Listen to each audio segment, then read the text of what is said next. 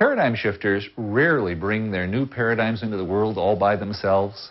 In almost every case, they need this group of people.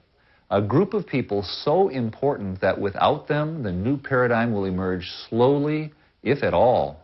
A group of people willing to accept high risks in order to open the new way. I call them Paradigm Pioneers. The pioneering tradition exists in almost every culture on Earth. Perhaps its most famous version occurred during the 19th century in the United States of America. It is this version we're going to use to illustrate our points.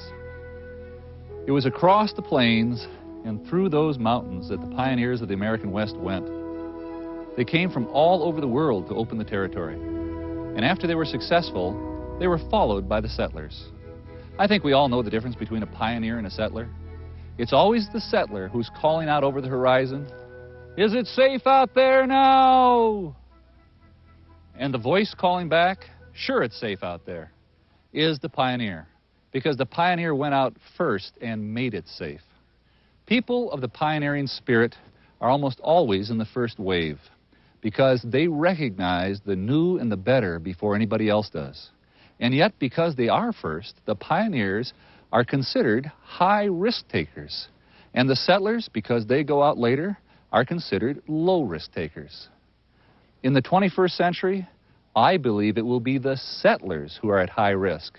And if you want, from here on out, not just to survive, but thrive, you had better be ready to do some pioneering. To understand why I say that, we need to explore the nature of the paradigm pioneer. Remember that when we talk about paradigm pioneering, we are not talking about pioneers of place, but pioneers of time. Not of geography, but of chronology. Not of east and west, but of past and future. And what we have to understand is this. In order to get all the advantages of the next paradigm shift, you do not have to be the paradigm shifter, but you do have to be a paradigm pioneer.